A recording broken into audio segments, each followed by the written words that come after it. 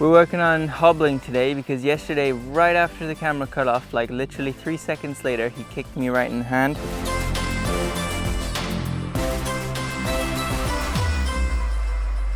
Because of that, we're gonna be hobbling him and hopefully it goes well. But yeah, guys, it's still tricky to catch him. Like another 30-40 minutes of running around the field till I could finally get him in the corral. The only way I can get him in here is to get the other horses in here first. Without this corral here, I'd never be able to catch him probably. See how he's looking this way with his nose and everything? Being weird about it. Right, so right there on the last setting, I'll go ahead and just leave that there. Wrap this around here maybe. And now he's got to get used to having 3 legs.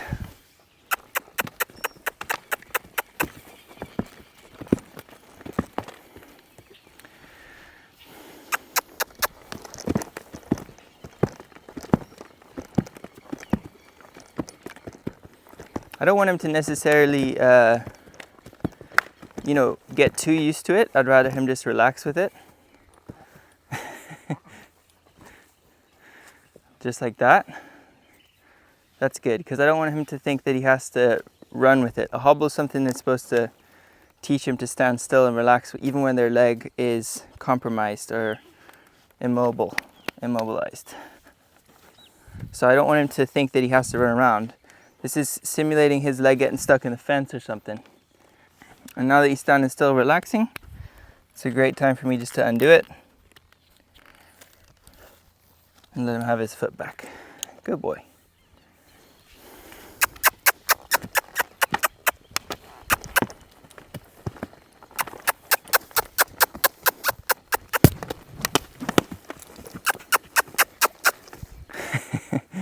So sometimes it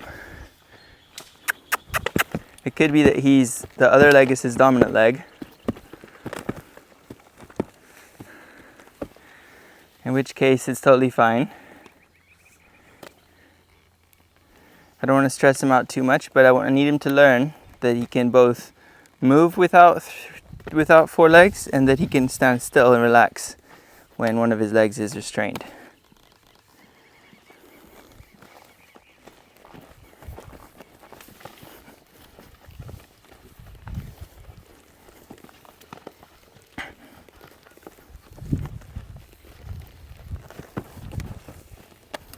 Tricky thing is he'll fall over if he tries to kick me on this side, and that's actually stressing him out. He likes the idea of being able to kick me, so he's stressing out that he can't. Good boy. All right, so he stood still. I want to see him just relax this leg a little bit.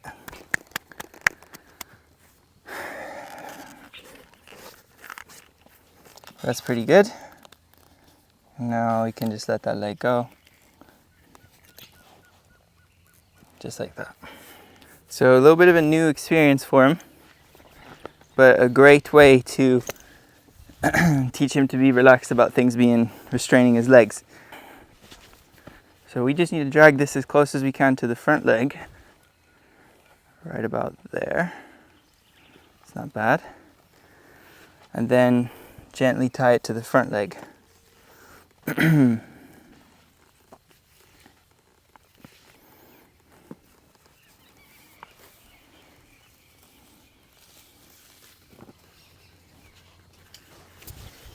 Right, so he's going to feel that, he's going to pull on it. I'm just going to tie the extra up here so it doesn't get in the way. And then time to let him feel it.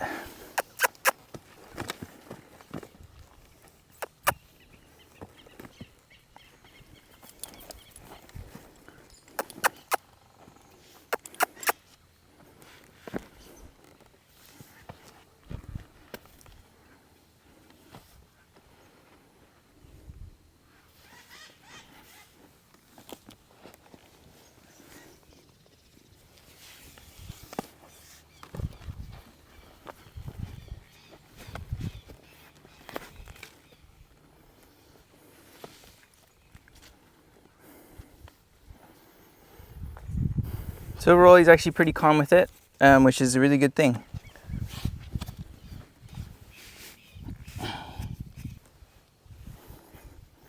biggest problem yesterday was when I tapped him on his hoof, he kicked out. So today we can simulate that a little bit with this foot and just tap on it,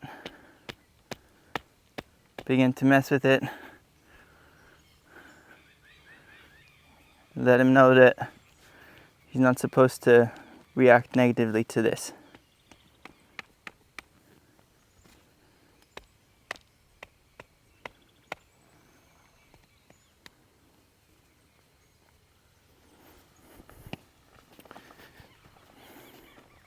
See how when my hand comes up, he gets a lot more nervous than when the stick touches him? Like right there, he's kind of just reacting a bit more. It's not ideal at all. The only way I can get that rope off of him is the way I just did it.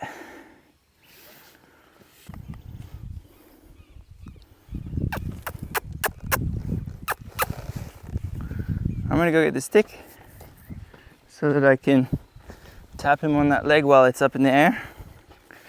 And we want to simulate what happened yesterday when he kicked me, which very sadly wasn't on tape.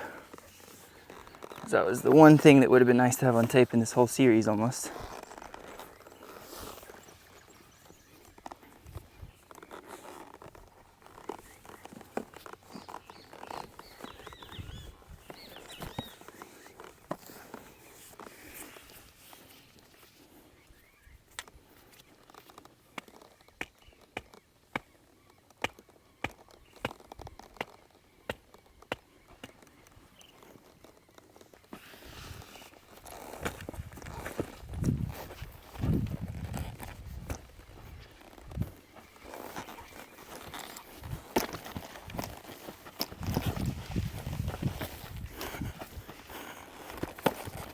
See him trying to kick it?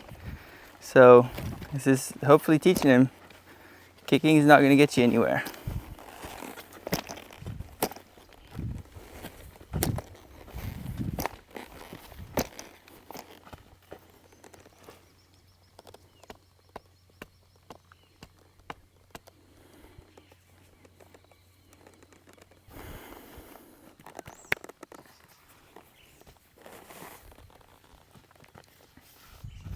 Well, pretty good for today. That's all the time I have today. But we hobbled him, we went through some exercises.